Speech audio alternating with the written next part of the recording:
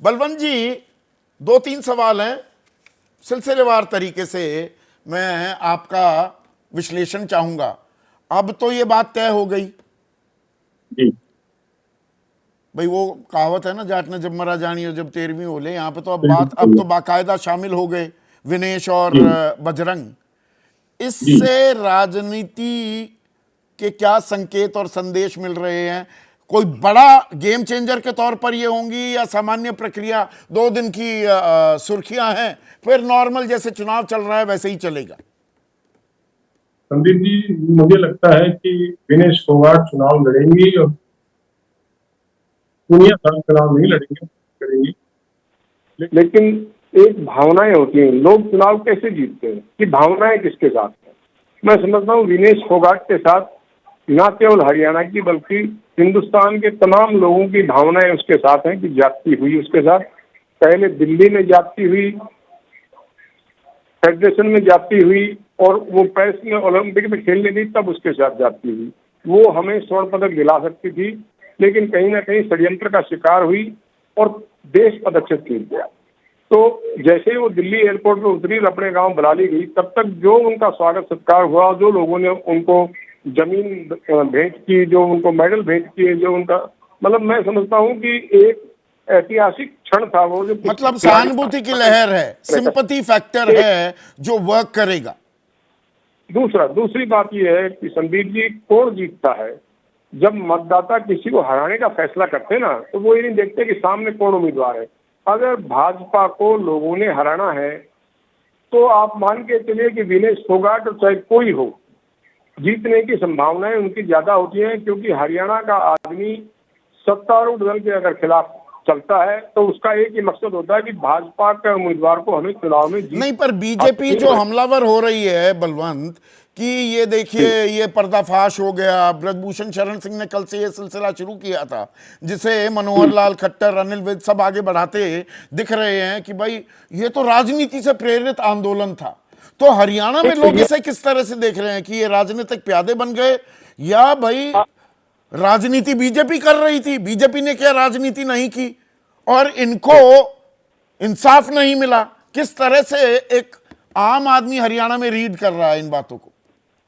अच्छा ये बताइए कि किसी का राजनीति में आना अपराध है क्या?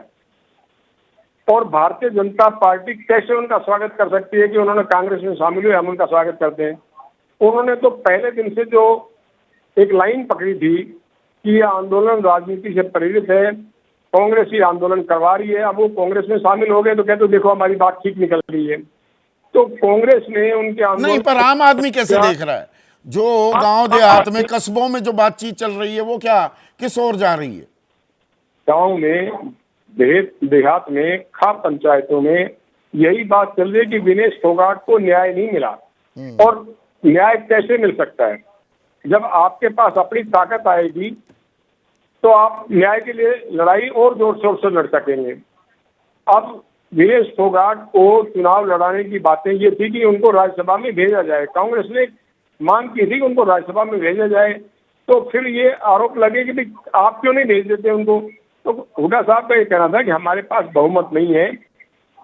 जननायक जनता पार्टी के 10 विधायक अगर हमारे साथ आते हैं और 10 लोगों को साथ लेके किशन चोटावा जी खड़े होते हैं तो हम उनका फार्म भरवाएंगे, लेकिन हमारे पास आंकड़े पक्ष में नहीं है, उनको राज्यसभा भेजे। तो मुझे लगता है कि अगर कांग्रेस की सरकार बनेगी, और लगता है कि भारतीय जनता पार्टी को तीसरी बार संदीप जी हरियाणा में सरकार बनाने का मौका नहीं मिलेगा, तो ये स्थितियां भी आ सकती हैं कि कांग्रेस पार्टी बहुमत में होगी तो उनको राज्यसभा में भेज नहीं, सकती पर है। यहां पर जो अभी महेश वर्मा भी कह रहे थे, हरियाणा में 67 उम्मीदवारों की जो सूची जारी की है भारतीय जनता पार्टी ने, उसको लेकर सिर्फ उटव्वल भी हो रही है, लोग आंसू भी बहा रहे हैं, फूट फूट कर रो रहे हैं, बागी सुर भी अख्तियार कर रहे हैं, कह रहे हैं हम चुनाव भी लड़ेंगे।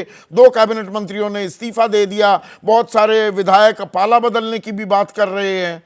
तो ये अंतर्कलह सामान्य चुनाव के टाइम पर तो होता है, इसको सामान्य प्रक्रिया माना जाए, या दरअसल 2 फाड़ भी हो रही है, बाहर वाले भीतर वाला, जो एक 2024 के लोकसभा चुनाव के बाद विश्लेषण बीजेपी को लेकर हो रहा है, क्या वो यहां भी फैक्टर काम करता दिख रहा है कि कार्यकर्ताओं की नाराजगी मोल ले रही है बीजेपी?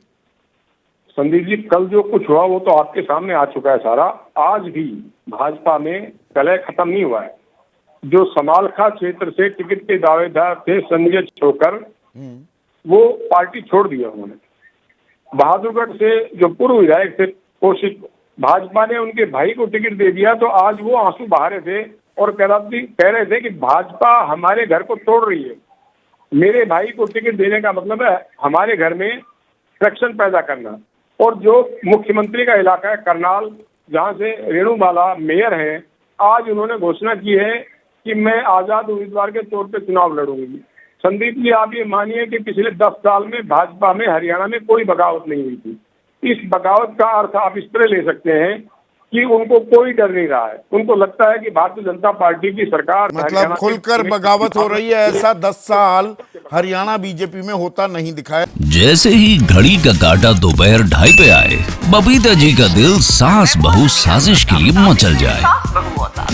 और ये है इनकी बहू, पूरे दिन ऑफिस की टेंशन हो जाए गॉन जब ये करें अपना फेवरेट शो फ्री टाइम पे ऑन।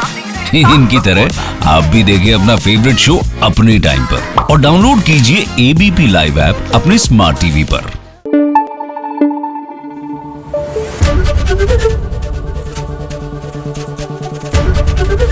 एबीपी न्यूज आपको रखे आगे।